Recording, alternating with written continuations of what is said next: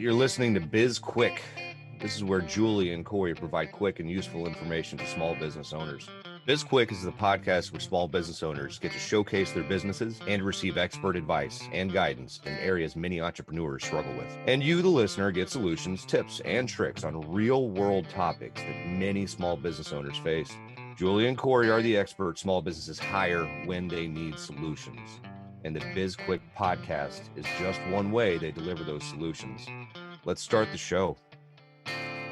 Hi, welcome to BizQuik. I'm Julie. And I'm Corey. And on today's show, we have Lucas Liu. He's the co-founder and CEO of Infi.us, which is an AI-powered kiosk for quick service restaurants. He's located out of Chicago, Illinois, and he'll be joining us later. But first, Corey and I are going to talk a little bit about the human experience when working with businesses. And the technology integration into that. So, Julie, you know what I hate? People? Yes. And that's why I love the technology side of things, being able to bypass that whole human element and kind of control how I interact with the business. So going on and ordering online, not having to talk to anybody, all of that's great. But it sucks when you get to a point you need to talk to a customer service or you do need a human and you have to punch through 18 different menus in order to get to the point where they might take your name and then you find out like it's an 18-hour wait in order to get a call back. Or what's best, you get to the end and they give you the message of, we are no longer accepting calls at this time, and then it just hangs up. Goodbye. And you have to just start all over again. Yes. So there is a fine line between technology and humanity when it comes to customer service and business in general. There is. I would say, that one of the benefits of having technology solutions available to replace or supplement working with humans is that right now there appears to be a shortage of the number of people that actually want to work. Yeah, and that was always an issue even prior to the pandemic. It not only a shortage of people who want to work, a shortage of people who are qualified to work. Oh. Because I remember back in, this was, 2017, 2018, I was talking to a friend of mine who's in distribution, restaurant, food distribution. And she was talking about the restaurant owners who she serviced. And they, the unemployment rate was at 4%, 5%, somewhere in there. And the problem that they were having was the only people who were available, who were unemployed, the only people who were available to be hired were the people who you don't want to hire. So basically, like the only people looking for jobs are the unemployables. Well, we have such differing views on what makes somebody unemployable that I don't know. I hate this conversation. I really do. I don't hate the concept of the conversation, but I hate the way that we consistently refer to people who we don't want to hire as unemployable, or because that's not necessarily the case. And my opinion is in many instances, if you can't find good workers, it's because you're a shitty leader. I would agree, but when every single person in that industry, every single business is having the exact same problem, I don't think it's because they're all shitty leaders. I think it's because there's an actual problem. Well, there could be an actual problem but there are a lot of there are a lot of different options for solutions to that. But so that's almost like a trigger word for me, like the unemployables or the deplorables. Sometimes you refer to them as. And no, I don't want to refer to them as deplorables. They're just unemployable. Trust me. You work in restaurants long enough, and I'll show you who's unemployable and who's not. But that's not the point of this conversation. The point of this conversation is solutions for issues like that. And that's where we're going to talk to Lucas today about is he's got a kiosk that essentially bypasses part of that human experience. And it's the kiosk that you would see at a lot of quick service places. I think Panera has it. Panera has it. McDonald's has them. I know, like it's that kiosk. You go up, you punch in whatever your order is. It goes back to the kitchen, and it eliminates the need for cashiers or as many cashiers as you would normally have. And the thing that I really like about it is, having worked in restaurants for so long, is that if a mistake is made on the order, it's the customer's fault. So if they forget to put, I don't want this condiment on my sandwich or whatever it is, guess what? You fucked up, not me. Well, sure, but that also then assumes that the order is being made by a robot, because there's still a chance that the person making the order messed it up. Sure, there's still a chance, but the actual order being placed is not messed up. That's correct. On the customer. That is 100% on the customer. It's an interesting concept. And I think, especially, when you think about the COVID era, where there needs to be, for whatever reason, less and less human contact. I mean, really, depending on what you believe or what your viewpoints are on COVID itself, the less you have to interact with another human being, the better off you are. So this is a really great option for restaurant owners. And I'm sure it's probably not the first option that exists like this, obviously. No, it's definitely not. And I think beyond that, like outside of restaurants, there's a lot of solutions. And I mean, I don't know, we were at Topgolf not too long ago, and as technologically advanced as that place is, the one thing that they don't have, which boggles my mind, you can't order from your table. You can't order from your bay. Like, you have to wait for somebody to come by, and I have yet to go to a Topgolf where their service is top notch. Where, like, I agree. If you need to order something, you have to wait and wait and wait, and the only person that can place your order is your server. Yeah, and you know what else is crazy? So the Topgolf that we were most recently at was the first one that I've been at in over a year, where there was it's the first place I've been in over a year where there was a paper menu. Did you notice that? Yeah.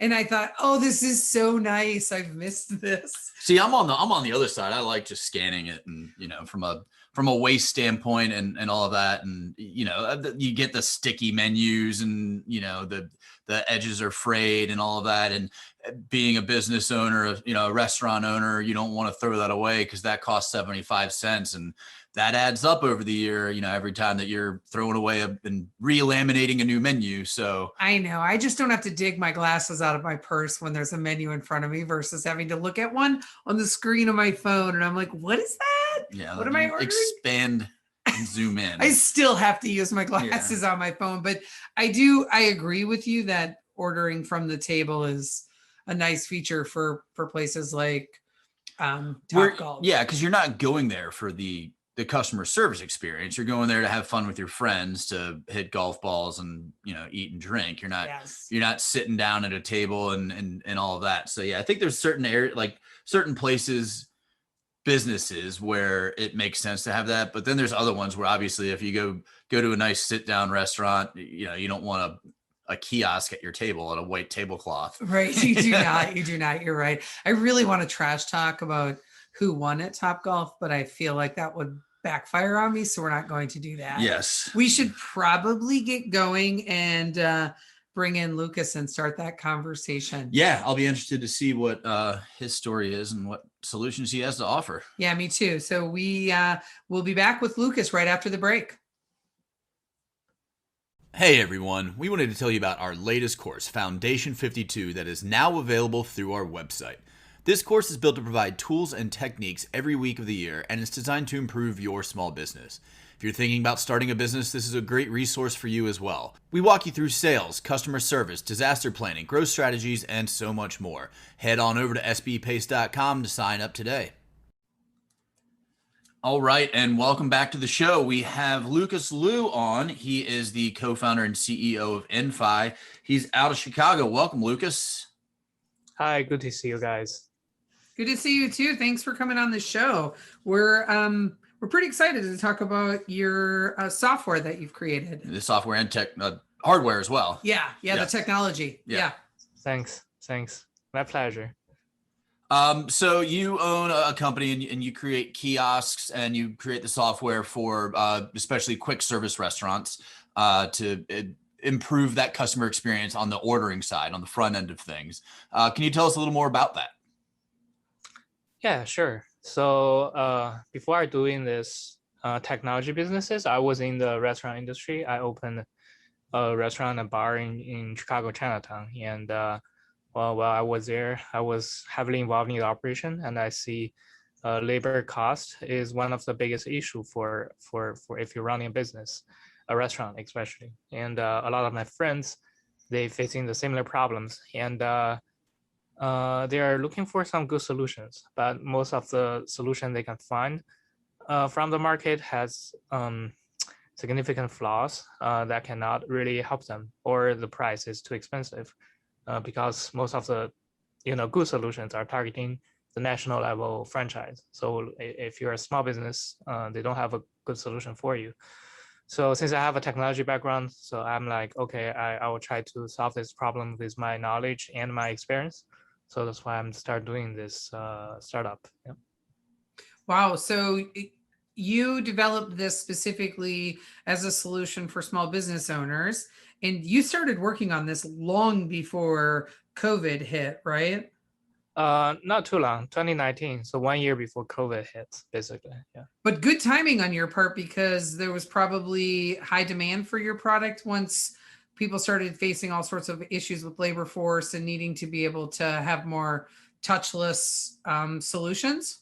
Yeah, it is a good timing or not. So kind of, yeah. It's a good timing because restaurants start to understand the digitalization technology upgrade is now a hard requirement, not something that fancy to make your restaurant fancy. Basically, it's something you have to fight something unexpected. And but the bad timing is a lot of restaurants they had a very hard time, and technology requires there is a price for it, and most of the restaurants are very tight at this moment. So they, even though they want it, they don't have the budget to upgrade it. So yeah. And I know working in restaurants, especially, I mean, you're talking about small businesses, and then you're talking about restaurants. And restaurants, the margins are razor thin. So getting a restaurant owner, especially a mom and pop, a single unit, to shell out money for a piece of technology that they may or may not think they need is tough. So what was that like, trying to pitch this idea to those small business owner, the restaurants they're often resistant to technology because they want to be there in person. They want to be the person taking the order, dealing with the customers. So yeah. that detachment is tough. Yeah, it is. It is very tough because a lot of restaurants are owned by mom and pops, and they don't care about labor costs. They work there, so they don't pay other laborers. So they are the only labor in there. I cannot replace the owner, right? No technology can replace the owner. Yeah. So, but it's so there is a time frame. So before they really understand the need of the technology, like in the COVID, since we started working before the COVID, and the restaurant who installed our technology can safely operate throughout the COVID, and they actually make more money than the restaurant who don't have a technology upgrades, because all their competitors have to close during the COVID. So so that's one benefit. So many restaurants, they see the benefit, and they start considering to upgrade their technology to protect themselves. Yep. Sure. Did you, sticking a little bit with the creating the product itself, right? So this solution, did you, as you were going through, because it was kind of an iterative process for you, as you were creating, releasing as beta, as I was looking at your website, I sort of saw that you show the timeline of how everything occurred with the technology. Did you self-fund this, or did you go out and do did you get investors, or did you do crowdsource funding? What did you do? So I started these businesses with friends and family's money, and we had gradually had some angel investors put some money in here, and we are ready to get to the next round, which is probably going to be a VC round. So yeah, so that's basically how we started. Who's doing the manufacturing of the product for you? Where did you outsource that to? So we have a manufacturer partner in Asia, Okay. and they have great products. They so basically before they working with us, they are like one of the leader in we're operating system is Android, so they're Android OEM. That's basically what they call that. So they are pretty much the leader in the Android OEM. So that's the manufacturer we're working with, and they have great products that's stable. It's a kiosk. It has to be stable, otherwise restaurant owners will have a headache. They have to spend a lot of time doing the maintenance of the product. So we have end up very cost effective this one, and so that's one of the reasons we're working with them. Yeah. I know that one of the reasons that I'm, when I was in restaurants, I was always hesitant to implement new technology is because it always seems to break down at 7:30 p.m. on a Friday night. And I'm sure you feel that pain as well. Yeah. So what kind of service and support do you offer on your end? Like how do you get around that? How would you alleviate my concern implementing that? So basically, that's a great question, because for restaurant technology, the expectation of restaurant technology is it has to score 99.99%. Otherwise, you won't have a market. Nobody gonna use it because it's gonna break at the middle of the Friday rush hour. If it's 99% good, which means every 100 order you have one system error, so that's not even acceptable. So you have to go very, very good beyond that. But for us, you cannot be like 100% reliable, because it's a piece of technology involving hardware and software, and there is sometimes you have an issue with it. So how we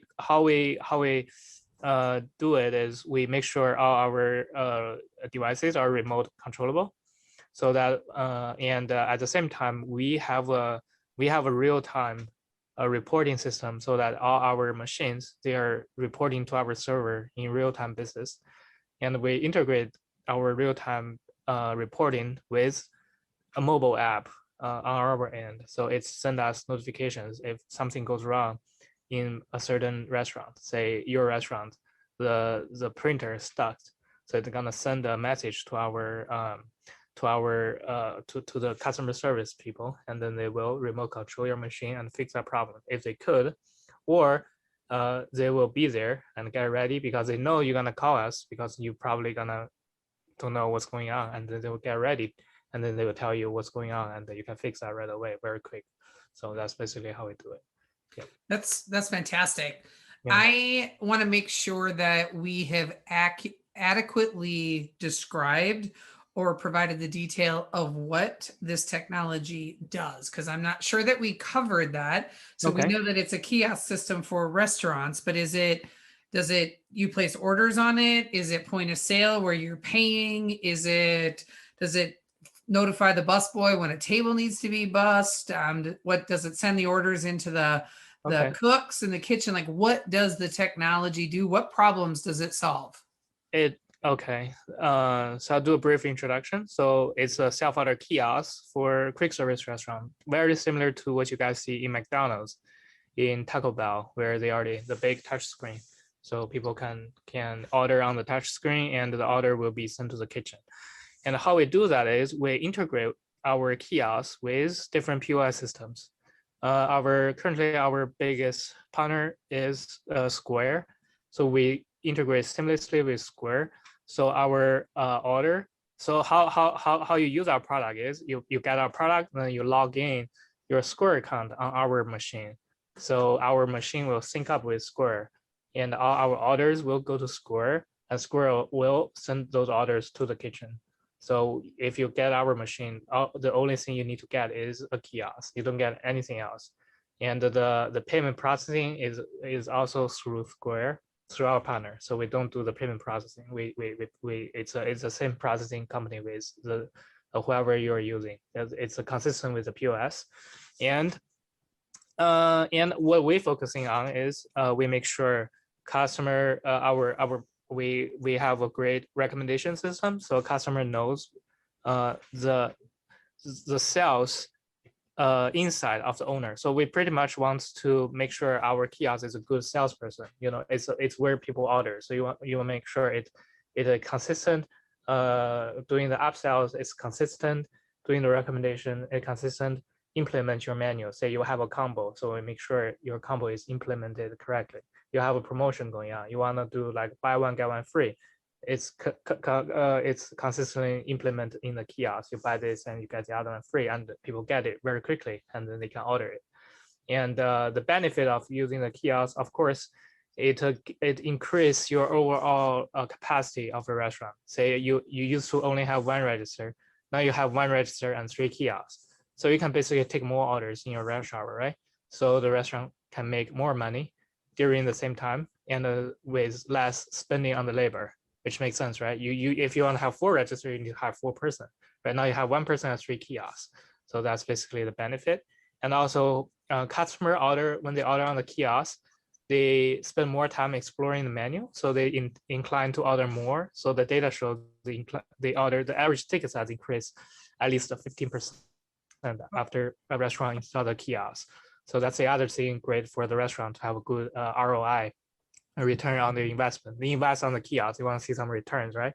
One return is they get more orders in the rush hour. The other return is they get more money from the average ticket size, and they save money on the labor. So that's basically what it does. And then we have the AI power, which means we study the behavior of the client when they order, and we collect their data from every single touch, and then we create a customer profile for the business owners so that they can further analyze how their customer behave. So you can have a proper strategy for different tiers of your customer. So your customer gonna behave differently. You know, I visit this restaurant very often.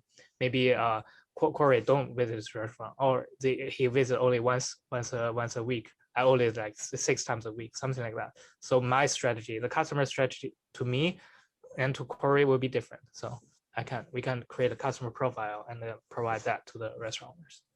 That's interesting. So one of the other benefits is it makes it a better customer experience than for customers having to wait in line to place their order, because they can go to the kiosk, and a lot of people don't like talking to people, so it removes that obstacle.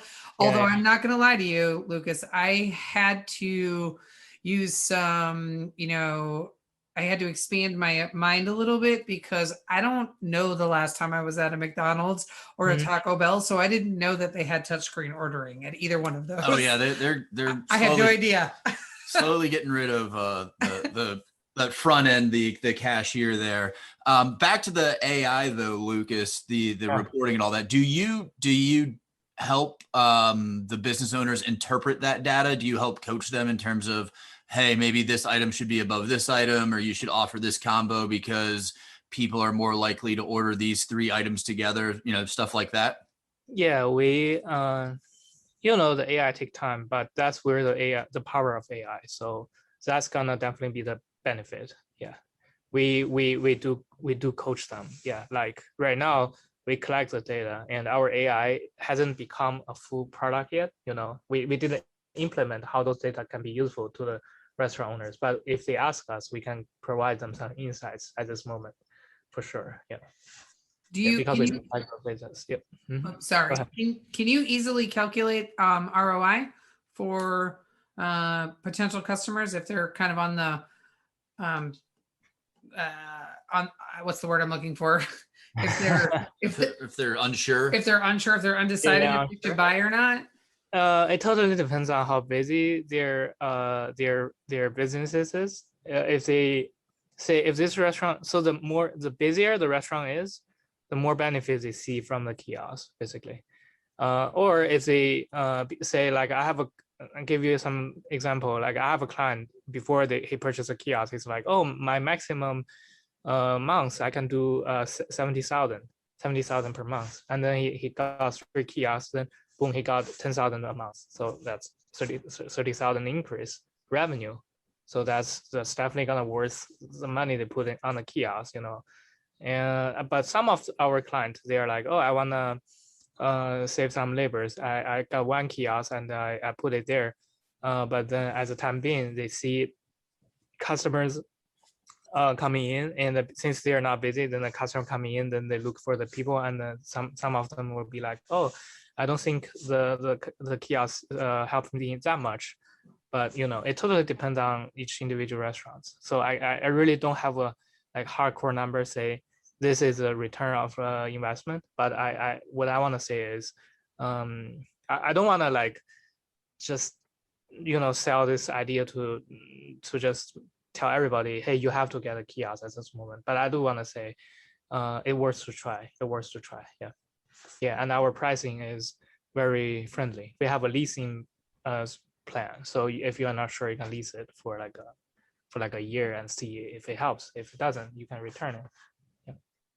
Well, that's a nice option for small business owners. Yeah. So we need to start wrapping up. I do have one final question for you. Yep. And that question is, do you have any like features or upgrades that are coming soon for people that you've built on the roadmap, or are you just moving through what's released right now to see how it works for your customers? Yeah, we consistently upgrade our product, and all our future upgrades will be available in all our machines. So we don't discriminate any of the businesses regarding the software. So we'll upgrade to everybody.